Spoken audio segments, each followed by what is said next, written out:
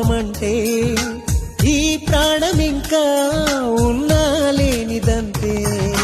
నాలోని సగమే నాకే దూరముంటే ఏ సందడైనా మనసే నవ్వదంతే.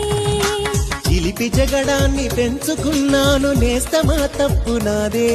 జాబిలమ్మ నీకు అంత కోపమా, జాజి పూల మీద గాలి చూపుమా, నీ వెండి వెన్నెలే ఎండల్లే మండితే అల్లాడిపోదాలే ఆపుమా.